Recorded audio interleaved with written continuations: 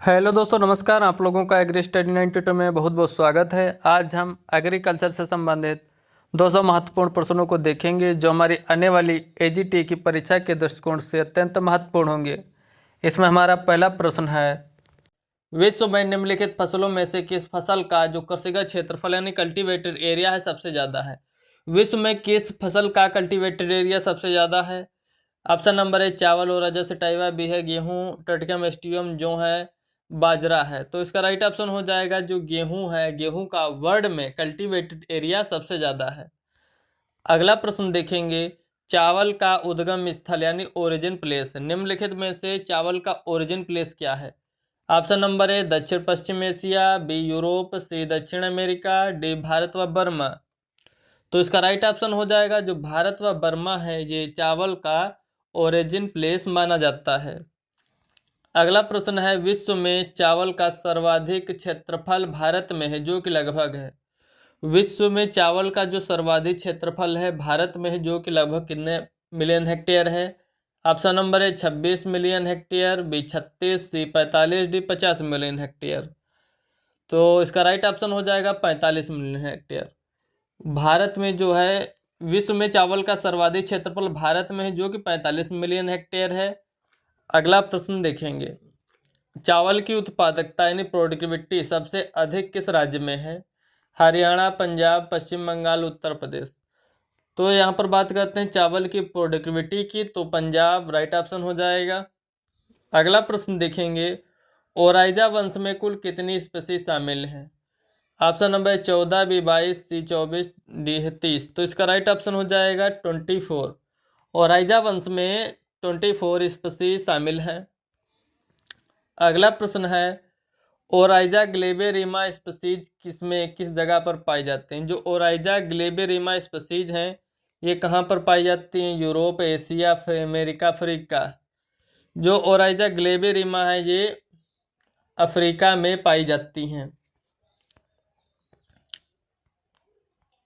अगला प्रश्न देखेंगे, भारत में उगाई जाने वाली जो है चावल की किस्में किस उप स्पीशीज यानी सब स्पीशीज से संबंधित हैं। Indica, japonica, javanica, asiatica. तो इसका राइट ऑप्शन हो जाएगा भारत में उगाई जाने वाली चावल की जो सब स्पीशीज हैं वो इंडिका से संबंधित हैं। अगला प्रश्न है, इंडोनेशिया में उगाई जाने वाली चावल की किस्में किस सब स्पीशीज से संबंधित हैं। Option number A Oryza glaberrima, B Oryza sativa Indian indica, Oryza sativa japonica, Oryza sativa javanica. तो इसका राइट ऑप्शन हो जाएगा जो इंडोनेशिया में उगाई जाने वाली चावल की वैरायटी उनको ओराइजा सेटाइवा जेवेनिका बोलते हैं। अगला प्रश्न है, चावल में उगाए के नॉन ट्रेडिशनल एरिया कौन से हैं। चावल उगाने के नॉन ट्रेडिशनल एरिया कौन से हैं। ऑप्शन नंबर है पंजाब, हरियाणा, बी यूपी बिहार, सी है पश्चिम बंगाल उड़ीसा, डी है तमिलनाडु आंध्र प्रदेश। तो इसका राइट ऑप्शन हो जाएगा जब पंजाब और हरियाणा जो स्टेट है इंडिया के वो नॉन ट्रेडिशनल एरिया के अंतर्गत आते हैं। अगला प्रश्न है, चावल के पुष्प क्रम यानी इन्फ्लोरेसेंस को क्या बोलते हैं। पेनिकल, स्पाइकलेट्स, बाली, सिल्कुआ। तो इसका राइट ऑप्शन हो जाएगा चावल के पुष्प क्रम को पेनिकल बोलते हैं। अगला प्रश्न है, छिलके वाले चावल को क्या बोलते हैं। सफ़ेद चावल, भूरा चावल, लाल चावल, ग्रे चावल। तो इसका राइट ऑप्शन हो जाएगा भूरा चावल बोलते हैं, डीहल्ड राइस को। अगला प्रश्न है, धान की फसल के लिए उपयुक्त जलवायु क्या है। ऑप्शन नंबर ए है warm and humid, hot and humid, शुष्क व बहुत गर्म, ठंडी व शुष्क जलवायु। तो इसका राइट ऑप्शन हो जाएगा हॉट एंड जो ह्यूमिड क्लाइमेट होती है धान की फसल के लिए अच्छी रहती है। अगला प्रश्न है, चावल के पकने के समय तापक्रम होना चाहिए। चावल के पकने के समय तापक्रम कितना होना चाहिए। 21 से 37 डिग्री सेल्सियस, 26.5 से 29.5, सी है 20 से 25, डी है 15 से 20 डिग्री सेल्सियस। तो इसका राइट ऑप्शन हो जाएगा जो 20 से 25 डिग्री सेल्सियस तापमान होता है ये चावल के पकने के समय अच्छा तापमान है। अगला प्रश्न है, प्रदीप्तकालिता यानी फोटो पीरियोडिज्म के आधार पर जो धान का पौधा है, फोटो पीरियोडिज्म के आधार पर धान का पौधा है दीर्घ प्रदीप्तकाली, अल्प प्रदीप्तकाली, उदासीन या इंटरमीडिएट? तो इसका राइट ऑप्शन हो जाएगा जो है ये सारडी प्लांट है, अल्प प्रदीप्तकाली पौधा है धान। अगला प्रश्न है असराइस की बुआई का समय। असराइस की बुआई के समय करते हैं? मई जून में करते हैं। बोरो या दलुआ धान की बुआई कब करते हैं? नवंबर या दिसंबर में करते हैं। ऑप्शन नंबर ए इसका सही हो जाएगा। अगला प्रश्न देखेंगे, धान की रोपाई के कितने दिन बाद प्रोपेनिल यानी स्टैम्प F34 खरपतवारनाशी का प्रयोग करना चाहिए?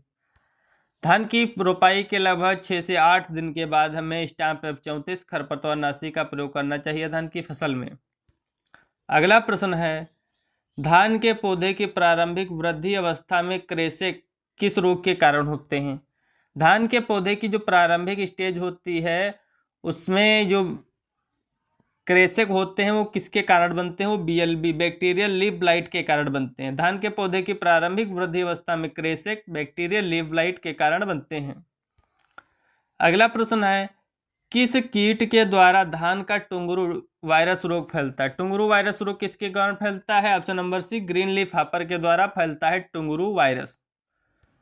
अगला प्रश्न है, धान में डेड हार्ट व व्हाइट हेड किस कीट के प्रकोप से होता है? Option number A gall midge, leaf roller, army worm, तना छेदक। स्टेम बोरर जो तना छेदक होता है इसके कारण धान में डेड हार्ट व व्हाइट हेड बनता है। अगला प्रश्न देखेंगे, धान के पौधे के कल्लों में रूप पहला तना प्याजी यानी सिल्वरी सूट और ओनियन लीफ लक्षण किस कीट के कारण होते हैं? धान के पौधों में सिल्वरी सूट और ओनियन लीफी जो सिम्टम होते हैं वो गाल मिज के कारण होते हैं। ऑप्शन नंबर 20 का सही हो जाएगा। अगला प्रश्न है, धान के ग्रासी स्टंट रोग का वाहक है। जो धान का ग्रासी स्टंट रोग होता है वो किसके द्वारा फैलता है, ट्रांसमिट होता है? ग्रीन लीफ हॉपर, बी है ब्राउन प्लांट हॉपर, सी सफ़ेद मक्खी, डी धान भतकुड़। तो इसका राइट ऑप्शन हो जाएगा ब्राउन प्लांट हॉपर जो होता है वो ग्रासी स्टंट डिजीज का वाहक यानी वेक्टर होता है। अगला प्रश्न है, धान भतकुड़ यानी जो गंधी बग है पौधों की कौन सी स्टेज पर आक्रमण करेगा? अंकुरण के समय, फूल आते समय, दुधी अवस्था, कटाई के समय। तो ये जो होता है मिल्किंग स्टेज जो होती है धान में उस समय आक्रमण करता है गंधी बग। अगला प्रश्न है, बासमती चावल के 1000 दानों का वजन कितने ग्राम होता है? 21 ग्राम। बासमती चावल के 1000 दानों का जो वजन होता है लगभग 21 से 22 ग्राम होता है। अगला प्रश्न देखेंगे, ओराइजा सेटाइवा जो कि डिप्लॉयड स्पीसीज है में क्रोमोसोम होते हैं 24। ऑप्शन नंबर 20 का सही हो जाएगा। ओराइजा सेटाइवा में 24 क्रोमोसोम होते हैं। अगला प्रश्न है, धान में बोनेपन गुण यानी ड्वार्फिंग कैरेक्टर इन राइस के लिए कौन सा जीन जिम्मेदार है? धान में बोनेपन गुण के लिए कौन सा जीन जिम्मेदार है? ऑप्शन नंबर ए टिप्स 23 है, बी है डीजीवोजन, सी है नूरिन 10, डी है ओपेक 2।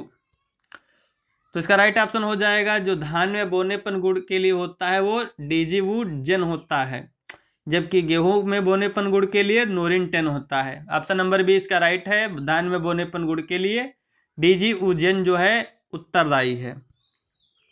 अगला प्रश्न है, गोल्डन राइस किस तत्व का अच्छा स्रोत है? तो इसका ऑप्शन नंबर ए सही हो जाए, विटामिन ए के कारण जो है गोल्डन राइस फेमस है, इसमें सबसे ज़्यादा विटामिन ए होता है। अगला प्रश्न है, सुपर राइस की कल्पना किसने की? जीएस ने, जीएस खुश ने, वीएल चोपड़ा, योशिदा। तो इसका राइट ऑप्शन हो जाएगा जीएस खुश ने जो है सुपर राइस की कल्पना की। अगला प्रश्न है, भारत सरकार ने उर्वरक सब्सिडी कब शुरू की? भारत सरकार ने उर्वरक सब्सिडी कब शुरू की? 1 नवंबर 1996, बी 1 नवंबर 1969, 1 नवंबर 1970, डी 2 अक्टूबर 1988। तो इसका राइट ऑप्शन हो जाएगा 1 नवंबर 1977 से भारत सरकार ने उर्वरक सब्सिडी की शुरुआत की। ऑप्शन नंबर सी इसका सही हो जाएगा। अगला प्रश्न है, सामान्य रोटी वाला गेहूं कॉमन ब्रेड व्हीट का वनस्पतिक नाम? कॉमन ब्रेड व्हीट बोलते हैं ट्रिटिकम स्टीवम को। भारतीय बोना गेहूं जो होता है ट्रिटिकम स्फेरोकोकम होता है। अगला प्रश्न है, भारतीय बोना गेहूं है, हाँ प्रश्न आ गया कि इंडियन ड्वार्फ व्हीट है। इंडियन ड्वार्फ व्हीट किसे बोलते हैं? Triticum durum, Triticum aestivum, Triticum sphaerococcum, Triticum spelta. तो इसका राइट ऑप्शन हो जाएगा ट्रिटिकम स्फेरोकोकम जो है इंडियन ड्वार्फ व्हीट है। अगला प्रश्न है, निम्न में से कौन सा युग्म गलत है? एमर व्हीट को ट्रिटिकम डाइकोकम बोलते हैं, राइट है। मैक्रोनी को भी ट्रिटिकम ड्यूरम बोलते हैं। मैक्सिकन को भी ट्रिटिकम एस्टिवम बोलते हैं। जो भारतीय ड्वार्फ व्हीट है उसको ट्रिटिकम स्फेरोकोकम बोलते हैं। नहीं, डी ऑप्शन ये गलत हो जाएगा, बाकी तीनों ऊपर के सही हैं। अगला प्रश्न है गेहूं का उद्भव स्थल यानी ओरिजिन प्लेस ऑफ व्हीट क्या है? ऑप्शन नंबर ए दक्षिण अमेरिका, बी मध्य एशिया टर्की, सी दक्षिण पूर्वी एशिया, डी है यूरोप। तो इसका राइट ऑप्शन हो जाएगा मध्य एशिया टर्की जो है गेहूं का उद्भव स्थल है। अगला प्रश्न है सामान्य रोटी वाला गेहूं T1 बराबर 42 है। जो 2n बराबर 42 है वो है डिप्लॉयड है, ट्रिप्लॉयड है, हेक्साप्लॉयड है, ट्रिप्लॉयड है। जो सामान्य रोटी वाला गेहूं है ट्रिटिकम एस्टिवम 2n बराबर 42 ये हेक्साप्लॉयड है। अगला प्रश्न है मैक्सिकन बोना गेहूं यानी ड्वार्फ व्हीट भारत में किसके द्वारा लाया गया? नाइमी Borlaug, M S Swaminathan, Subramaniam, doctor BP Pal. तो इसका राइट ऑप्शन हो जाएगा ऑप्शन नंबर ए, नाइमी बोरलांग के द्वारा ड्वार्फ व्हीट भारत में लाया गया था। ऑप्शन नंबर ए इसका राइट है। अगला प्रश्न है विश्व में गेहूं का सबसे ज्यादा क्षेत्रफल रखने वाला देश। विश्व में गेहूं का सबसे ज्यादा क्षेत्रफल किसके पास है? भारत के पास है। अगला प्रश्न है विश्व में गेहूं के उत्पादन में द्वितीय स्थान किस देश का है जबकि चीन का प्रथम स्थान है? व्हीट के प्रोडक्शन में बात करें तो चाइना फर्स्ट है, और इसके एरिया के बारे में बात करें तो इंडिया फर्स्ट है। ऑप्शन नंबर बी इसका सही हो जाएगा। प्रोडक्शन में जो है इंडिया द्वितीय स्थान पर है व्हीट के, प्रथम स्थान चाइना का है। अगला प्रश्न है गेहूं की प्रथम किस्म जो कम लंबाई वाली थी, लोजिंग रेजिस्टेंट थी और अधिक उपज देने वाली थी, उसका नाम क्या है? उसका नाम है नोरिन 10। नोरिन 10 जो गेहूं की वैरायटी है वो कम लंबाई की थी, लोजिंग रेजिस्टेंट वाली थी, अधिक उपज देने वाली थी। अगला प्रश्न है अच्छी प्रकार से गेहूं का दाना भरने के लिए तापक्रम की आवश्यकता होती है।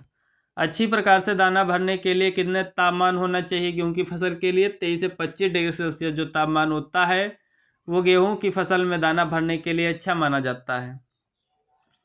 अगला प्रश्न है गेहूं का पुष्प क्रम इन्फ्लोरेसेंस कहलाता है। गेहूं का इन्फ्लोरेसेंस क्या कहलाएगा? Year, रेसिम, panicle, humble. तो इसका राइट ऑप्शन हो जाएगा ईयर। गेहूं का जो इन्फ्लोरेसेंस है वो ईयर कहलाता है यानी बाली। अगला प्रश्न है गेहूं की उचित बीज दर यानी किलोग्राम प्रति हेक्टेयर। सामान्यतः गेहूं की बीज दर 100 kg प्रति हेक्टेयर उपयुक्त रहती है। लेट सोविंग करते हैं तो 120 से 125 kg प्रति हेक्टेयर इसकी सीड रेट रहती है। अगला प्रश्न है गेहूं की फसल जो 50 कुंटल प्रति हेक्टेयर प्रोडक्शन दे रही है इसके लिए एनपीके की मात्रा कितनी होनी चाहिए? ऑप्शन नंबर ए इसका सही हो जाएगा। 100 से 150 kg नाइट्रोजन, 70 से 80 kg फास्फोरस और 125 से 150 kg पोटास देते हैं यदि गेहूं की प्रोडक्शन जो है 50 कुंटल प्रति हेक्टेयर है। तब सामान्यतः गेहूं की फसल में क्रमशः एनपीके की संतुलित मात्रा है। सामान्यतः गेहूं की फसल में कितना एनपीके देंगे? 80 40 0, 120 60 30। तो इसका राइट ऑप्शन हो जाएगा option number B, 120 nitrogen, 60 phosphorus, 30 kg potash देते हैं सामान्य गेहूं की फसल में। अगला प्रश्न है डीएपी में नाइट्रोजन, फास्फोरस और पोटास की मात्रा कितनी होती है? डीएपी होता है, डीएपी में जो 18 kg nitrogen, 46 kg phosphorus, 0 kg potash होती है। ऑप्शन नंबर बी इसका सही हो जाएगा। अगला प्रश्न है धान में नाइट्रोजन उर्वरक उपयोग क्षमता किसके द्वारा बढ़ाई जा सकती है? धान की फसल में नाइट्रोजन उर्वरक उपयोग क्षमता किसके द्वारा बढ़ाई जा सकती है? Option number A sulphur coated urea, B urea super granule, C है नीलहरी सेवाल। तो इसका राइट ऑप्शन हो जाएगा option number D, A B दोनों सही हैं। सल्फर कोटेड यूरिया और यूरिया सुपर ग्रेनुअल्स के यूज से हम धान में नाइट्रोजन उर्वरक उपयोग क्षमता बढ़ा सकते हैं। अगला प्रश्न है किसके मध्य संकरण से ट्रिटिकल तैयार किया गया? ट्रिटिकल जो है किसके संकरण से तैयार किया गया? ऑप्शन नंबर ए है इसमें गेहूं राई, बी है जई जौ, बी गेहूं जौ, इनमें से कोई नहीं। तो इसका राइट ऑप्शन हो जाएगा जो गेहूं राई है वो गेहूं के मध्य संकरण से तैयार की गई ट्रिटिकल। गेहूं राई के क्रॉस से ट्रिटिकल डेवलप हुई। अगला प्रश्न है फाइलेरिस माइनर किस कुल से संबंधित? फाइलेरिस माइनर किस कुल से संबंधित है? साइप्रेसी, ग्रेमनी, सोलेनेसी, मालवेसी। तो जो फाइलेरिस माइनर है वो ग्रेमनी कुल का है। अगला प्रश्न है अमोनिकल उर्वरकों को किस जोन में स्थापित करने से नाइट्रोजन को ह्रास से बचाया जा सकता है? अमोनिकल उर्वरकों को किस जोन में स्थापित करने से नाइट्रोजन से बचाया जा सकेगा नाइट्रोजन ह्रास से? Option number oxidise zone, reduce zone, दोनों, इनमें से कोई नहीं। तो इसका राइट ऑप्शन हो जाएगा ऑप्शन नंबर बी। अमोनिकल उर्वरकों को रिड्यूस जोन में स्थापित करने से नत्रजन को ह्रास से बचाया जा सकता है। अगला प्रश्न है, हरित क्रांति किन फसलों में सबसे ज़्यादा सफल रही? हरित क्रांति किन फसलों में सबसे ज़्यादा सफल रही? गेहूं आलू, गेहूं चावल, चावल काफ़ी, इनमें जौ व चावल। तो इसका राइट ऑप्शन हो जाएगा बी, जौ व चावल में जो है हरित क्रांति सबसे ज़्यादा सफल रही थी। 1965-66 के आसपास जो है ग्रीन रेवोल्यूशन इंडिया में स्टार्ट हुई। अगला प्रश्न है, खाद्यान्नों का कीर्तिमान उत्पादन 265 मिलियन टन किस वर्ष में हुआ था? खाद्यान्नों का जो कीर्तिमान उत्पादन 265 मिलियन टन 2013-14 के आसपास हुआ था। अगला प्रश्न है, धान की फसल में अकियोची रोग किसकी टॉक्सिसिटी के कारण होता है? धान की फसल में जो अकियोची रोग है वो किसकी टॉक्सिसिटी के कारण होगा? विषाक्तता के कारण। ऑप्शन नंबर जेडियन, बी लोहा, फास्फोरस, हाइड्रोजन सल्फाइड। तो इसका राइट ऑप्शन हो जाएगा डी, हाइड्रोजन सल्फाइड के कारण जो है धान की फसल में अकियोची रोग होता है। अगला प्रश्न है, पीएच मान 4 पर फास्फोरस आयन की प्रधानता होती है।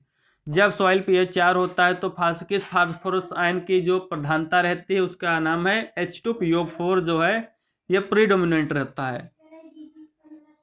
अगला प्रश्न है, गेहूं की प्रथम सिंचाई किस अवस्था पर देनी चाहिए? CRI, कल्ले निकलते समय, संधि गांठ बनते समय, दूध पकते समय। तो इसका राइट ऑप्शन हो जाएगा, गेहूं में जो प्रथम सिंचाई है वो हमें CRI यानी क्राउन रूट इनिशिएशन स्टेज पर करनी चाहिए। अगला प्रश्न है, गेहूं में किसके उपयोग से फेलियरिस माइनर का नियंत्रण संभव है? किसके द्वारा हम गेहूं में जो है गेहूं का मामा है उसको नियंत्रण कर सकते हैं? ऑप्शन नंबर है 2,4-D, बी आइसोप्रोट्यूरान, टेट्राजिन, ग्रामोजोन। तो ऑप्शन के अकॉर्डिंग इसमें हम आइसोप्रोट्यूरान का यूज कर सकते हैं, लेकिन वर्तमान समय में कुछ क्षेत्रों में इसका प्रभाव जो है कम देखा गया। इसके लिए इसके स्थान पर सल्फोसल्फ्यूरान का जो यूज है वो ज़्यादा उत्तम रहेगा। अगला प्रश्न है, फेलेरिस माइनर के 1000 दानों का वजन होता है। फेलेरिस माइनर जिसे बोलते हैं गुल्ली डंडा भी बोलते हैं, गेहूं का मामा भी बोलते हैं, उसके 1000 दानों का वजन लगभग 2 ग्राम होता है। अगला प्रश्न है, गेहूं अनुसंधान निदेशालय DWR, directorate of wheat research जो है कहाँ पर स्थित है? Option number A Hyderabad, B नई दिल्ली, सी करनाल, डी बीकानेर। तो इसका राइट ऑप्शन हो जाएगा जो DWR, directorate of wheat research, Karnal Haryana में है। अगला प्रश्न है, नोबल केन का वैज्ञानिक नाम क्या है? नोबल केन का वैज्ञानिक नाम क्या है? ऑप्शन नंबर है saccharum officinarum, B saccharum spontaneum, सी सेकेरम बारबेरी, डी सेकेरम साइनेंस। तो इसका राइट ऑप्शन हो जाएगा ऑप्शन नंबर ए, सेकेरम ऑफिसिनेरम जो है नोबल केन है। अगला प्रश्न है, गन्ना जिसे बोलते हैं सेकेरम का उद्गम स्थल है, न्यूगिनी है, भारत है, इंडोनेशिया, चीन। तो जो सेकेरम ऑफिसिनेरम है वो उसका ओरिजिन न्यूगिनी है। अगला प्रश्न है, गन्ने की उत्पादकता किस राज्य में सर्वाधिक यानी high productivity of sugar cane किस स्टेट में है इंडिया के? यूपी, पश्चिम बंगाल, कर्नाटका, तमिलनाडु। तो इसका राइट ऑप्शन हो जाएगा ऑप्शन नंबर डी, तमिलनाडु में जो high productivity of sugar cane है पर हेक्टेयर। अगला प्रश्न है, गन्ने का कृषिहर क्षेत्रफल व उत्पादन भारत के किस राज्य में सबसे ज़्यादा है? गन्ने का जो है कृषिहर क्षेत्रफल cultivated area and production Bharat के किस राज्य में सबसे ज़्यादा है? तमिलनाडु, यूपी, कर्नाटक, बिहार। तो इसका राइट ऑप्शन हो जाएगा यूपी में गन्ने का सर्वाधिक कल्टीवेटेड एरिया एंड प्रोडक्शन है। तमिलनाडु प्रोडक्टिविटी में फर्स्ट है। अगला प्रश्न है, इसका राइट ऑप्शन हो जाएगा ऑप्शन नंबर सी, यूपी। अगला प्रश्न है, गन्ने के टुकड़ों पर यानी स्थायी जड़ें होती हैं, जो गन्ने के टुकड़ों पर स्थायी जड़ें होते हैं उसको क्या बोलते हैं? Set road, suit road, prop road, वो सभी। तो इसका राइट ऑप्शन हो जाएगा ऑप्शन नंबर बी, उसे बोलते हैं सूट रूट। गन्ने के टुकड़ों पर स्थायी जड़ें होते हैं उन्हें सूट रूट्स बोलते हैं। अगला प्रश्न है, गन्ने का पुष्पक्रम कहलाता है, गन्ने का पुष्पक्रम क्या कहलाता है? एरोपेनिकल कैपुटम रेसिमोस। तो इसका राइट ऑप्शन हो जाएगा ऑप्शन नंबर ए, गन्ने का जो पुष्पक्रम है इन्फ्लोरेसेंस वो एरो कहलाता है, और गन्ने में पुष्पक्रम निकलने की जो प्रोसेस है उसे एरोइंग बोलते हैं। अगला प्रश्न है, गन्ने की बढ़वार के लिए अनुकूल तापमान होना चाहिए। गन्ने की बढ़वार के लिए अनुकूल तापमान कितना होना चाहिए? ऑप्शन नंबर ए है 15 से 20 डिग्री सेल्सियस, बी 20 से 25, सी 26 से 32, डी 32 से 35। तो इसका राइट ऑप्शन हो जाएगा ऑप्शन नंबर सी, गन्ने की बढ़वार के लिए अनुकूल तापक्रम जो है 26 से 32 डिग्री सेल्सियस अच्छा माना जाता है। अगला प्रश्न है अखिल भारतीय गन्ना अनुसंधान कार्यक्रम कब शुरू किया गया। अखिल भारतीय गन्ना अनुसंधान कार्यक्रम कब शुरू हुआ। ऑप्शन नंबर है 1959, बी 1960, सी है 1970 से 71, डी है 1985 से 86। तो इसका राइट ऑप्शन हो जाएगा ऑप्शन नंबर सी, अखिल भारतीय गन्ना अनुसंधान कार्यक्रम जो है 1970-71 में शुरू हुआ। अगला प्रश्न है अर्धसाली गन्ने की रोपाई कब की जाती है। अर्धसाली गन्ने की रोपाई कब करते हैं। ऑप्शन नंबर है जुलाई अगस्त, बी जनवरी फरवरी, सी फरवरी मार्च, डी अक्टूबर नवंबर। तो इसका राइट ऑप्शन हो जाएगा जो अर्धसाली गन्ना होता है उसकी रोपाई जुलाई अगस्त माह में की जाती है। अगला प्रश्न है उगाने के लिए गन्ने के शीर्ष भाग यानी टॉप पोर्शन का चयन करना चाहिए क्योंकि इसमें प्रचुर मात्रा में पाया जाता है। बुआई के लिए हम अधिकतर टॉप पोर्शन का यूज करते हैं गन्ने में क्योंकि इसमें सुक्रोज ग्लूकोज अधिक पाया जाता है। अगला प्रश्न है गन्ने में शुगर ट्रांसलोकेशन के लिए कौन सा तत्व आवश्यक है। गन्ने में शुगर ट्रांसलोकेशन के लिए कौन सा तत्व आवश्यक है। ऑप्शन नंबर ए है पी फास्फोरस, के है potash, B boron, MO molybdenum. तो इसके लिए शुगर ट्रांसलोकेशन के लिए के यानी पोटास आवश्यक होता है। अगला प्रश्न है गन्ने की रोपाई के कितने माह तक गन्ने की फसल में खरपतवार स्पर्धा बनी रहती है। गन्ने की रोपाई के कितने माह तक गन्ने की फसल में खरपतवार स्पर्धा बनी रहती है। 4 माह तक बनी रहती है। अगला प्रश्न है गन्ने की फसल में खरपतवार नियंत्रण के लिए कौन से खरपतवार नाशियों का प्रयोग करना चाहिए। अगर गन्ने की फसल में आप वीडिसाइड यूज करना चाहते हैं तो ये जो ऑप्शन नंबर है इसमें सीमाजीन है, ट्राजीन है, एलाक्लोर है, ये सभी आप यूज कर सकते हैं। अगला प्रश्न देखेंगे गन्ने का सबसे भयंकर रोग कौन सा है। Most serious disease of sugar cane. Option number A है रेड राट, बी है लाल सड़न, सी है उकठा रोग, डी है कंडुआ रोग। तो इसका राइट ऑप्शन हो जाएगा ऑप्शन नंबर बी जो रेड राट है, लाल सड़न रोग जिसे बोलते हैं गन्ने का, ये कोलेटोटाइकम फाल्केटम फंगस के कारण होता है। फंगस स्पीसीज के कारण ये गन्ने का सबसे कह सकते हैं मोस्ट सीरियस डिजीज है, red rot of sugar cane. अगला प्रश्न है ऑप्शन नंबर 20 का सही है। अगला प्रश्न है 1 हेक्टेयर भूमि में गन्ना रोपाई के लिए कितने बड्स या सेट्स की आवश्यकता होगी। अगर 1 हेक्टेयर में आप गन्ना की बुआई करना चाहते हैं तो लगभग आपको 35 से 40 हज़ार टुकड़ों की जरूरत पड़ेगी। ऑप्शन नंबर 20 का सही हो जाएगा। अगला प्रश्न है गन्ने की रोपाई की नाली विधि ट्रेंच मेथड भारत के किस क्षेत्र में प्रचलन में है। जो गन्ना की बुआई के ट्रेंच मेथड है वो भारत के किस क्षेत्र में ज़्यादा प्रचलन में है। उत्तर भारत में, पश्चिम भारत में, तटीय क्षेत्रों में, जलमग्न क्षेत्रों में। तो इसका राइट ऑप्शन हो जाएगा ऑप्शन नंबर सी, तटीय क्षेत्रों में जो गन्ना रोपाई के ट्रेंच मेथड है वो ज़्यादा प्रचलन में है। अगला प्रश्न है गन्ने की फसल में अधिक नाइट्रोजन देने से गन्ने के रस में शर्करा की मात्रा है बढ़ती है, घटती है या स्थिर रहती है।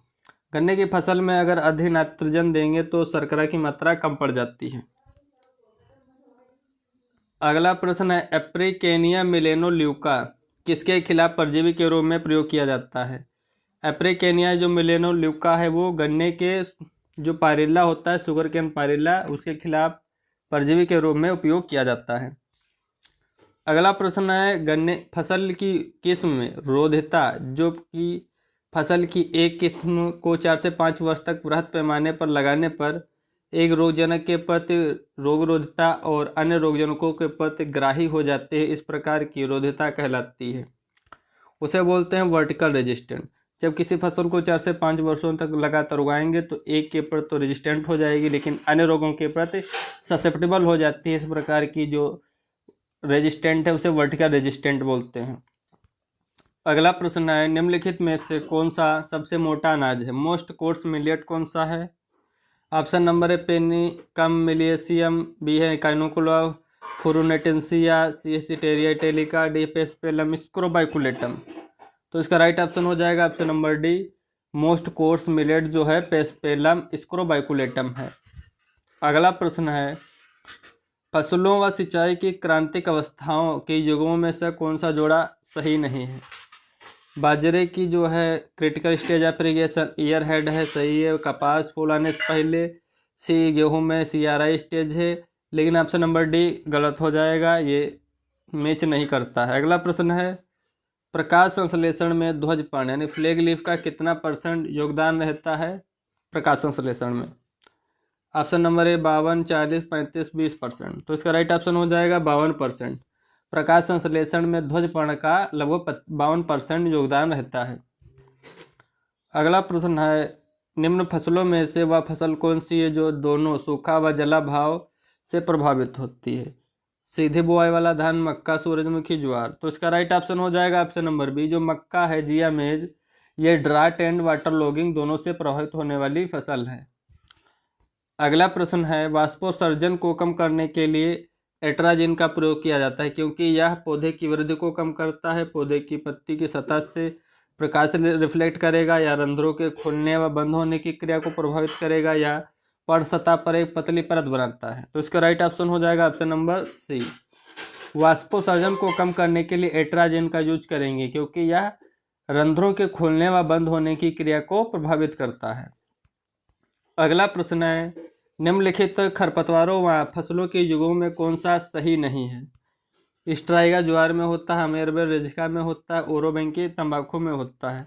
ऑप्शन नंबर सी इसका सही हो जाएगा, गन्ना से टाइफा संबंधित नहीं है। अगला प्रश्न है, मक्का की फसल में ग्रासी खरपतवारों को एस्ट्राजिन खरपतवारनाशी के द्वारा नियंत्रित किया जाता है और मक्का के पौधों द्वारा इस खरपतवारनाशी से नुकसान नहीं पहुंचता है क्योंकि मक्का के पौधे में इस खरपतवारनाशी का निम्नीकरण एंजाइम द्वारा किया जाता है। मक्का की फसल में जब हम एट्राजिन का यूज करते हैं तो मक्के में पाया जाता है GSH एंजाइम। GSH एंजाइम जो होता है वो एट्राजिन का डिग्रेडेशन कर देता है। ऑप्शन नंबर डी इसका सही हो जाएगा, इसलिए हम एट्राजिन का यूज करते हैं मक्के की फसल में वीड कंट्रोल के लिए, क्योंकि ये GSH एंजाइम इसमें पाया जाएगा मक्का में, ये एट्राजिन को डी न्यूट्रलाइज यानी डिग्रेडेशन इसका निम्नीकरण कर देगा। अगला प्रश्न है, निम्नलिखित खरपतवारनाशियों में से माइकोहर्बिसाइड कौन सा है? डाइक्वार्ट, मेटसल्फ्यूरान, मिथाइल कोलेगो, ब्रोमोसिल। तो इसका राइट ऑप्शन हो जाएगा ऑप्शन नंबर सी, कोलेगो जो है माइकोहर्बिसाइड है। अगला प्रश्न है, मृदा उर्वरता को अच्छी तरह बनाए रखने के लिए फसल चक्र को अपनाना चाहिए। अगर मृदा उर्वरता को बनाए रखना है तो उसके लिए कौन सा फसल चक्र उपयुक्त है? मक्का, तोरिया, गेहूँ, धान, गेहूँ, लोबिया, धान, आलू, मूंग, सोयाबीन, गेहूँ, मूंग। तो निम्नलिखित में से ऑप्शन नंबर डी जो है सोयाबीन, गेहूँ, मूंग, ये ज़्यादा उपयुक्त हो जाएगा फर्टिलिटी को इनक्रीज करने के लिए, क्योंकि इसमें सोयाबीन और मूंग दोनों लेग्यूम क्रॉप हैं। अगला प्रश्न है, प्रति इकाई क्षेत्रफल इंटरक्रॉपेड की उत्पादकता व उसी क्षेत्रफल से संभावित सोल क्रॉप की उत्पादकता के अनुपात को क्या बोलते हैं? ऑप्शन नंबर ए इसका सही हो जाएगा, लैंड इक्विवेलेंट रेशियो बोलते हैं। प्रति इकाई क्षेत्रफल इंटरक्रॉपेड की उत्पादकता व उसी क्षेत्रफल से सोल क्रॉप की उत्पादकता के अनुपात को लैंड इक्विवेलेंट रेशियो बोलते हैं। अगला प्रश्न है, अंतर फसली सिस्टम से अनुकूल उत्पादन लेने के लिए कौन सा उर्वरक शेड्यूल काम में लेना चाहिए? अंतर फसली सिस्टम से अनुकूल उत्पादन लेने के लिए कौन सा उर्वरक शेड्यूल काम में लेना चाहिए? ऑप्शन नंबर ए है मुख्य फसल व अंतर फसल की पूर्ण संतुलित मात्रा, बी मुख्य फसल की पूर्ण संतुलित मात्रा व अंतर फसल की आधी मात्रा, सी है मुख्य फसल व अंतर फसल की आधी संतुलित मात्रा, या ऑप्शन नंबर डी है केवल मुख्य फसल की पूर्ण संतुलित मात्रा देंगे। तो इसका राइट ऑप्शन यही डी हो जाएगा। जब हम इंटर फसली सिस्टम में अनुकूल प्रोडक्शन लेते हैं तो उसके लिए हमें केवल जो मेन क्रॉप है उसी के लिए हमें न्यूट्रिशन देना पड़ता है, और जो उसके रूप में सहायक इंटर क्रॉपिंग के बीच में जो लेते हैं उसके लिए अलग से देना नहीं पड़ता है। ऑप्शन नंबर डी इसका सही हो जाएगा। अगला प्रश्न है, मृदा pH मान में बदलाव के लिए प्रति अच्छी तरह अवरोध करने की क्षमता कहलाती है। मृदा pH मान में बदलाव के प्रति अच्छी तरह अवरोध करने की क्षमता क्या कहलाएगी? बफरिंग कैपेसिटी इसको बोलते हैं। अगला प्रश्न है, मृदा का यांत्रिक विश्लेषण किस नियम पर आधारित है? Darcy law, Stokes law, Scofield law, Ohm का नियम। तो इसका राइट ऑप्शन हो जाएगा ऑप्शन नंबर बी, मृदा का यांत्रिक विश्लेषण जो है स्टोक्स के नियम द्वारा पर आधारित है। अगला प्रश्न है, अर्ध शुष्क व उपोष्ण पारिस्थितिकी में अनुकूल उत्पादन लेने हेतु अंतर फसली तंत्र में कौन से प्लांटेज जियोमेट्री अपनानी चाहिए? अर्ध शुष्क व उपोष्ण परिस्थिति में अनुकूल उत्पादन लेने हेतु अंतर फसली तंत्र में कौन सी प्लांटिंग जियोमेट्री अपनाना चाहिए? ऑप्शन नंबर 20 का सही हो जाएगा। इसकी प्रो प्लांटिंग हम अपनाते हैं अर्ध शुष्क व उपोष्ण परिस्थिति में। अगला प्रश्न है ह्यूमिक एसिड ह्यूमस का एक फ्रैक्शन है जो कि है क्षार व अम्ल में घुलनशील, बी क्षार में घुलनशील व अम्ल में घुलनशील, सी क्षार में घुलनशील व अम्ल में घुलनशील, डी है क्षार व अम्ल दोनों में अघुलनशील। तो इसका राइट ऑप्शन हो जाएगा option number B. Humic acid जो है ह्यूमस का एक फ्रैक्शन है जो क्षार में घुलनशील है व अम्ल में अघुलनशील है। अगला प्रश्न है मृत्तिका के क्रिस्टल लैटिस में एक अणु के द्वारा दूसरे अणु का प्रतिस्थापन बिना किसी बदलाव के कहलाता है। मृत्तिका की क्रिस्टल लैटिस में एक अणु के द्वारा दूसरे अणु का प्रतिस्थापन बिना किसी बदलाव के आइसोमोर्फिक प्रतिस्थापन कहलाता है। ऑप्शन नंबर सी इसका सही है। अगला प्रश्न है बीजोपचार है तो निम्न रसायनों या जैव उर्वरकों को किस बढ़ते हुए क्रम में यूज करना चाहिए। तो इसका राइट ऑप्शन हो जाएगा एफआईआरएन, फंजीसाइड, इंसेक्टिसाइड, राइजोबियम। इस क्रम में हमें बीजोपचार करना चाहिए। अगला प्रश्न है गेहूं के पीले कीट का मुख्य लक्षण है। गेहूं का जो येलो रस्ट होता है इसका मेन लक्षण क्या होता है कि पत्ती पर पंत के रूप में पीले छोटे और गोल फूटे हुए यूरोडोपस्यूल्स पाए जाते हैं। येलो रस्ट ऑफ हीट में जो है पंक्ति के रूप में यूरोडोपस्यूल्स होते हैं, फूटे हुए या गोल जो भी होते हैं। अगला प्रश्न है निम्नलिखित फसलों व उनकी किस्मों में से कौन सा सही सुमेलिन नहीं है। जो क्लीपर है सही है, कपास की सुजाता है, लोबिया की पूसा फाल्गुनी है, लेकिन जो मूंग यूपीएस 120 नहीं है, अरहर की है। ऑप्शन नंबर डी सुमेलिन नहीं है, बाकी तीनों सही है। अगला प्रश्न है गेहूं में कल्ले फुटान के लिए अनुकूल तापमान चाहिए। गेहूं में मतलब टेलरिंग के लिए कितना ऑप्टिमम टेम्परेचर होना चाहिए। ऑप्शन नंबर 10 से 15 डिग्री सेल्सियस, बी है 16 से 20, सी है 20 से 23, डी है 23 से 25 डिग्री सेल्सियस। तो इसका राइट ऑप्शन हो जाएगा ऑप्शन नंबर बी। गेहूं में टेलरिंग यानी कल्ले फुटान के लिए अनुकूल टेम्परेचर जो है 16 से 20 डिग्री सेल्सियस अच्छा रहता है। अगला प्रश्न है पौधों में स्थायी रूप से कौन सा तत्व कार्बनिक संयोग में समाहित नहीं होता है। पौधों में स्थायी रूप से कौन सा तत्व कार्बनिक संयोग में समाहित नहीं होता है। ऑप्शन नंबर ए है nitrogen, B phosphorus, C magnesium, D potassium. तो इसका राइट ऑप्शन हो जाएगा जो पोटेशियम है पौधों में स्थायी रूप से कार्बनिक संयोग में समाहित नहीं होता है। अगला प्रश्न है पौधों की कम वृद्धि दर के साथ अधिकतम वृद्धि तथा साथ ही पोषक तत्व का पौधे में संचय कहलाता है। तो इसका राइट ऑप्शन हो जाएगा सफिशिएंसी रेंज। पौधे की कम वृद्धि दर के साथ अधिकतम वृद्धि तथा साथ ही पोषक तत्वों का पौधे में संचय जो है सफिशिएंसी रेंज कहलाता है। ऑप्शन नंबर डी इसका सही है। अगला प्रश्न है मृदा समुच्चय निर्माण में मुख्य ऑर्गेनिक सीमेंटिंग एजेंट का कार्य करता है। मृदा समुच्चय निर्माण में मुख्य ऑर्गेनिक सीमेंटिंग एजेंट का कार्य कौन करता है। ऑप्शन नंबर ए वसी अम्ल, बी प्रोटीन डेरिवेटिव्स, पॉलीसेकेराइड, कार्बनिक अम्ल। तो इसका राइट ऑप्शन हो जाएगा ऑप्शन नंबर सी। जो पॉलीसेकेराइड होते हैं सॉइल एग्रीगेट फॉर्मेशन में ऑर्गेनिक सीमेंटिंग एजेंट का कार्य करते हैं। अगला प्रश्न है टेट्राजोलियम टेस्ट से निर्धारण करते हैं। टीजेड टेस्ट जो होता है टेट्राजोलियम टेस्ट से क्या निर्धारण करते हैं। बीज की शुद्धता, बीज अंकुरण, सीड वाइबिलिटी, बीज की गुणवत्ता। तो इसका राइट ऑप्शन हो जाएगा option number C. Seed viability के लिए टेट्राजोलियम टेस्ट किया जाता है। अगला प्रश्न है 1 हेक्टेयर क्षेत्र में वास्तविक आलू के बीज की सीड रेट यानी बीज दर क्या है। Option number A 100 gram, B 200 gram, C 300 gram, D 400 gram. तो इसका ऑप्शन नंबर ए सही हो जाएगा।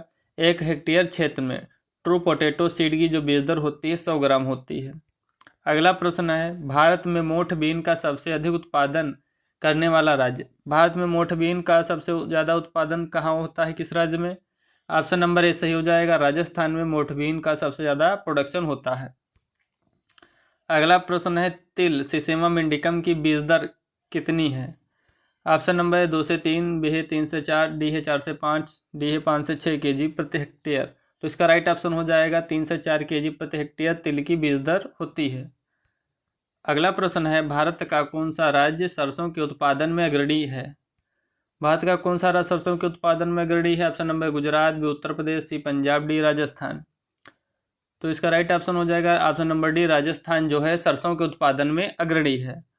अगला प्रश्न है रेपसीड व मस्टर्ड का फल कहलाता है। रेपसीड व मस्टर्ड का फल क्या कहलाता है। ऑप्शन नंबर ए फली, बी दाना, सी सिलिकुआ, डी कैरियोप्सिस। तो इसका राइट ऑप्शन हो जाएगा सिलिकुआ। रेपसीड व मस्टर्ड का फल सिलिकुआ कहलाता है। अगला प्रश्न है, पादप पोषण में तत्वों की अनिवार्यता की कसौटी क्राइटेरिया ऑफ एसेंशियलिटी किसने दी थी? ऑप्शन नंबर ए है डीजे निकोलस, बी आर्नन स्टाउट, जी जेसेवर कंवर, राजेंद्र प्रसाद। तो इसका राइट ऑप्शन हो जाएगा ऑप्शन नंबर बी, आर्नन और स्टाउट ने क्राइटेरिया ऑफ एसेंशियलिटी दी थी न्यूट्रिशन के लिए। अगला प्रश्न है, आलू किसका रूपांतरण है? तने का, जड़ का, पर्ण का, फूल का। तो इसका राइट ऑप्शन ऑप्शन नंबर ए हो जाएगा, आलू सोलेनम ट्यूबरोसम, जिसका बोटनिकल नेम होता है तने का रूपांतरण है, भूमिगत तना है। अगला प्रश्न है, असमतल या उबड़ खाबड़ अंडुलेटिंग भूमि में सिंचाई की कौन सी विधि सबसे श्रेष्ठ है? उबड़ खाबड़ विधि में सिंचाई की कौन सी विधि उत्तम है? फ्लड सिंचाई, फवारा सिंचाई, टपक सिंचाई, अधोभूमि सिंचाई। तो इसका राइट ऑप्शन है option number B, undulating soil के लिए जो फवारा सिंचाई है वो उपयुक्त रहती है। अगला प्रश्न है, बाजरे के लिए बीज को किस गहराई पर बोना चाहिए?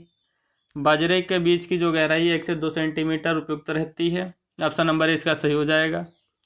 अगला प्रश्न है, सामान्यतः मृदा अम्लता को किसके द्वारा ठीक किया जा सकता है?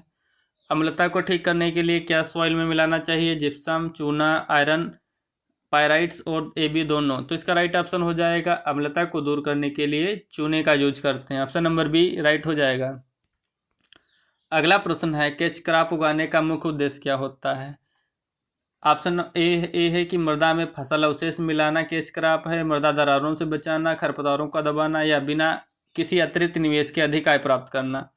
कैच क्रॉप का ऑप्शन नंबर डी जो है ये सही हो जाएगा कि बिना किसी अतिरिक्त निवेश के अधिक आय प्राप्त करना कैच क्रॉप का मुख्य उद्देश्य होता है। जब मेन क्रॉप नष्ट हो जाती है तो कम समय में जो तैयार होने वाली फसल बो देते हैं उसके स्थान पर कैच क्रॉप बोलते हैं उसे। अगला प्रश्न है, उर्वरक नियंत्रण अध्यादेश 1957 के अनुसार यूरिया में बायूरेट की मात्रा कितने % से ज़्यादा नहीं होनी चाहिए? ऑप्शन नंबर 20 का सही हो जाएगा, यूरिया में बायूरेट की मात्रा 1.5% से अधिक नहीं होनी चाहिए उर्वरक अध्यादेश 1957 के अकॉर्डिंग। अगला प्रश्न है, बंड फॉर्मर से बनाई जाती है। बंड फॉर्मर से क्या बनाई जाती हैं? कूड़, रिज, मृदा को समतल किया जाता सभी। तो इसका राइट ऑप्शन हो जाएगा, मेड़ या रिज जो होती हैं बंड फॉर्मर से बनाई जाती हैं। अगला प्रश्न है, ठोस सतह पर अधिशोषित जल की अणु अन्य जल अणुओं को अपनी ओर आकर्षित करते हैं, इस बल को कहते हैं। ऑप्शन नंबर सी इसका सही हो जाएगा, ठोस सतह पर अधिशोषित जल के अणु अन्य जल अणुओं को अपनी ओर आकर्षित करते हैं, इस बल को ससंजन बल कहते हैं। अगला प्रश्न है, पौधों की वृद्धि के लिए मृदा नमी उपलब्ध होने की ऊपरी सीमा है। पौधों की वृद्धि के लिए मृदा नमी उपलब्ध होने की ऊपरी सीमा क्या है? ऑप्शन नंबर ए है स्थायी मूर्धन बिंदु, बी क्षेत्रधारिता, सी अर्धग्राही गुणांक, डी मैट्रिक सेक्शन। तो इसका राइट ऑप्शन हो जाएगा ऑप्शन नंबर बी। पौधों की वृद्धि के लिए मृदा नमी उपलब्ध होने की जो ऊपरी सीमा है वो क्षेत्रधारिता कहलाती है, फील्ड कैपेसिटी से बोलते हैं। अगला प्रश्न है, नियंत्रित परिस्थितियों में मृदा के एक कॉलम से परकोलेशन एवं निचालन मापा जाता है। नियंत्रित परिस्थितियों में मृदा के कॉलम से परकोलेशन और लीचिंग किसके द्वारा मापा जाता है? ऑप्शन नंबर डी इसका सही हो जाएगा, लाइसीमीटर के द्वारा जो है परकोलेशन और लीचिंग मापा जाता है। अगला प्रश्न है, अंश शोधन करके खुली नाली में जल का जो बहाव है किसके द्वारा मापा जाता है? कैलिब्रेटेड करके खुली नाली में जल का जो बहाव है किसके द्वारा मापते हैं? विनोज, पार्सल फ्लूम, जल मीटर, लाइसीमीटर। तो इसका राइट ऑप्शन हो जाएगा बी, पार्सल फ्लूम के द्वारा कैलिब्रेटेड करके खुली नाली में जल का बहाव मापा जाता है। अगला प्रश्न है, वाटर टेबल की गहराई किस यंत्र पर निर्भर करती है? जल स्तर की गहराई किस यंत्र के द्वारा मापी जाती है? वाटर टेबल किसके द्वारा मापते हैं? Option number lysimeter, B odometer, C piezometer, D evaporimeter. तो इसका राइट ऑप्शन हो जाएगा option number C, water table की गहराई जो है पीजोमीटर के द्वारा मापी जाती है। अगला प्रश्न है, अनुकूल उत्पादन प्राप्त करने के लिए संकर मक्का की बीज दर किलोग्राम प्रति हेक्टेयर होना चाहिए। संकर मक्का की जो बीज दर है 20 से 25 kg प्रति हेक्टेयर अनुकूल रहती है। अगला प्रश्न है, रागी का वानस्पतिक नाम क्या है? Option number A Eleusine coracana, B Echinochloa frumentacea, B Panicum miliaceum, उपरोक्त में से कोई नहीं। तो इसका राइट ऑप्शन हो जाएगा जो एलुसाइन कोरकाना है ये रागी का बोटेनिकल नेम है। अगला प्रश्न देखेंगे, चने का मुख्य कीट है। चने का मुख्य कीट कौन सा है? फली छेदक, कटुआ लट, चेपा, उपरोक्त में से कोई नहीं। तो इसका राइट ऑप्शन हो जाएगा जो फली छेदक होता है फ्रूट बोरर चने का मुख्य हानिकारक कीट है। अगला प्रश्न है मूंगफली में तेल व प्रोटीन की मात्रा पाई जाती है। मूंगफली में तेल व प्रोटीन की मात्रा कितनी पाई जाती है? ऑप्शन नंबर है 20 से 25%, 20% तेल, 50% प्रोटीन, बी 26-45, सी 45-26, डी 50-26। तो इसका राइट ऑप्शन हो जाएगा ऑप्शन नंबर सी। मूंगफली में तेल की मात्रा 45% तथा 26% प्रोटीन की मात्रा पाई जाती है। ऑप्शन नंबर सी इसका राइट हो जाएगा, 26% प्रोटीन और 45% तेल। अगला प्रश्न है न्यूनतम भू परिष्करण से फसल उगाने के तरीकों को कहते हैं। न्यूनतम भू परिष्करण से फसल उगाने के तरीकों को क्या बोलते हैं? ऑप्शन नंबर है 0 tillage, B minimum tillage, C no tillage, D heavy tillage. तो इसका राइट ऑप्शन हो जाएगा ऑप्शन नंबर बी। न्यूनतम भू परिष्करण से फसल उगाने के तरीके को मिनिमम टिलेज बोलते हैं। अगला प्रश्न है किस प्रकार के उर्वरकों के लिए भारत पूर्ण रूप से आयात पर निर्भर है? किस प्रकार के उर्वरकों के लिए भारत जो है पूर्ण रूप से आयात पर निर्भर है? ऑप्शन नंबर है नाइट्रोजन उर्वरक, बी फास्फोरस उर्वरक, डी सी पोटासिक, डी इनमें से कोई नहीं। तो इसका राइट ऑप्शन हो जाएगा ऑप्शन नंबर सी, जो है पोटासिक उर्वरकों के लिए भारत पूर्ण रूप से आयात पर निर्भर है। अगला प्रश्न है राष्ट्रीय कृषि नीति के अनुसार कृषि में कितने % सालाना वृद्धि दर होनी चाहिए? ऑप्शन नंबर है 2.5% से अधिक, 3% से अधिक, 4% से अधिक, 5% से अधिक। तो इसका राइट ऑप्शन हो जाएगा ऑप्शन नंबर सी। राष्ट्रीय कृषि नीति के अनुसार कृषि में 4% से अधिक सालाना वृद्धि दर होना आवश्यक है। अगला प्रश्न है मूंगफली के उत्पादन में अग्रणी राज्य है। मूंगफली के उत्पादन में अग्रणी राज्य कौन सा है? यूपी, राजस्थान, हरियाणा, गुजरात। तो इसका राइट ऑप्शन हो जाएगा मूंगफली के उत्पादन में अग्रणी राज्य गुजरात है। मूंगफली को एराकिस हाइपोजिया बोलते हैं, इसका बोटनिकल नेम है। 45% आयल, 26% प्रोटीन पाई जाती है। अगला प्रश्न है रिमोट सेंसिंग किसके अध्ययन में सहायक है? रिमोट सेंसिंग किसके अध्ययन में सहायक है? भूमिगत जल, मृदा लक्षण, भूमिगत जल, उपरोक्त सभी, कृषिगत क्षेत्रफल। तो इसका राइट ऑप्शन हो जाएगा ये सभी। रिमोट सेंसिंग के द्वारा कृषिगत क्षेत्रफल कितना है, मृदा लक्षण कौन से हैं, भूमिगत जल, ये सभी कैलकुलेट कर लेते हैं, अध्ययन कर लेते हैं। अगला प्रश्न है सूरजमुखी का पौधा किस पोषक तत्व की कमी के सूचक के रूप में प्रयोग किया जाता है? बोरान, लोहा, नत्रजन, फास्फोरस। तो इसका राइट ऑप्शन हो जाएगा बोरान। सूरजमुखी का पौधा जो है बोरान पोषक तत्व की कमी के सूचक के रूप में प्रयोग किया जाता है। ऑप्शन नंबर ए इसका सही हो जाएगा। अगला प्रश्न है निम्नलिखित तत्वों में से कौन सा तत्व उर्वरक पोषक तत्व में शामिल नहीं है? कौन सा तत्व है उर्वरक पोषक तत्व में शामिल नहीं है? कार्बन, नत्रजन, गंधक, जस्ता। तो इसका ए ऑप्शन कार्बन सही हो जाएगा।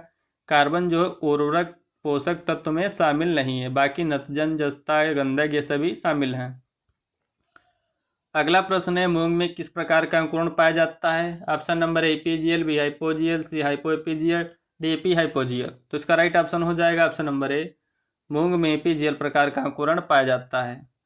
अगला प्रश्न है सोयाबीन में नत्रजन स्थिरीकरण के लिए उत्तरदायी जीवाणु।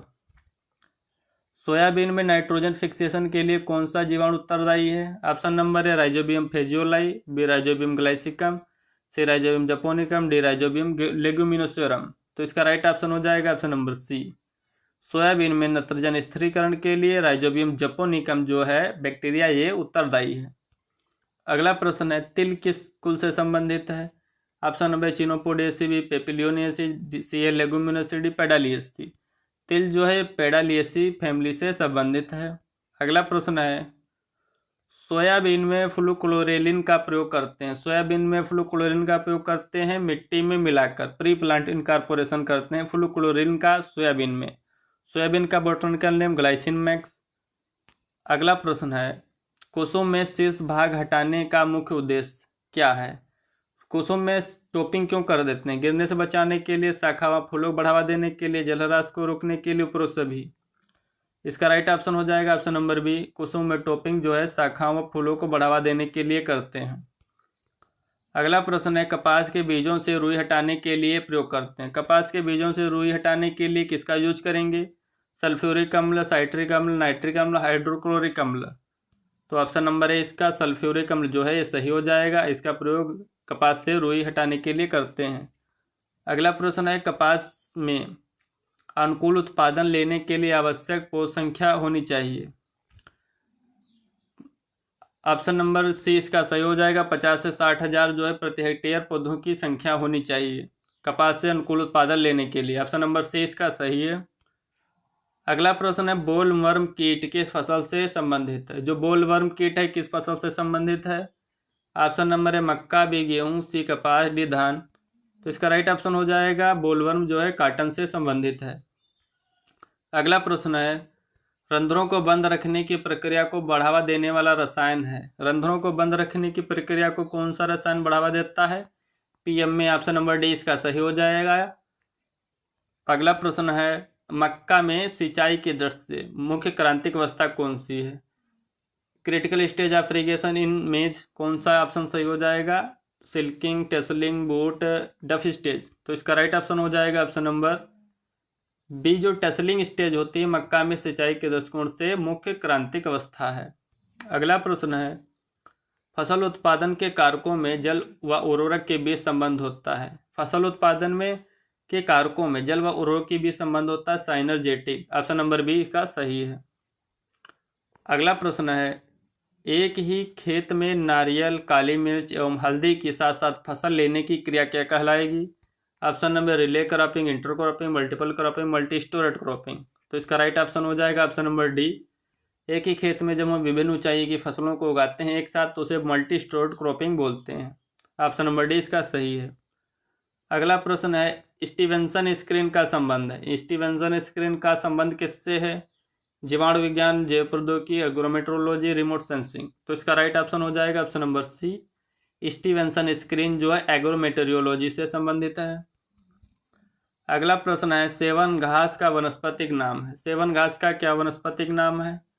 लेसुरस सिंडिकस, पेनिकम मेजिगम, साइनोडॉन डिक्टाइलॉन, सनक्रस सिलियसिस। तो इसका राइट ऑप्शन हो जाएगा ऑप्शन नंबर ए। सेवन घास का वनस्पतिक नाम लेसुरस सिंडिकस है। ऑप्शन नंबर ए इसका राइट हो जाएगा। अगला प्रश्न, RMO 40 किसकी किस्म है? मूंग, उड़द, हॉर्सबीन, मोठबीन। तो इसका राइट ऑप्शन हो जाएगा मोठबीन। RMO 40 इसकी वैरायटी मोठबीन की। ऑप्शन नंबर डी राइट है। अगला प्रश्न है, किस तेल खली में नाइट्रोजन की मात्रा सर्वाधिक होती है? किस तेल खली में नाइट्रोजन की मात्रा ज़्यादा होती है? अरंडिक खली, नीम की खली, मूंगफली खली, नारियल की खली। ऑप्शन नंबर सी राइट है। मूंगफली की खली में नाइट्रोजन की मात्रा सर्वाधिक होती है 5 से 7.5% तक। अगला प्रश्न है, एवरग्रीन रिवोल्यूशन शब्द किसने दिया था? एवरग्रीन रिवोल्यूशन शब्द किसने दिया? ऑप्शन नंबर ए है फरोदा, बी स्वामीनाथन, डी वीरेंद्र लाल चोपड़ा, डी राजेंद्र प्रसाद। तो इसका राइट ऑप्शन हो जाएगा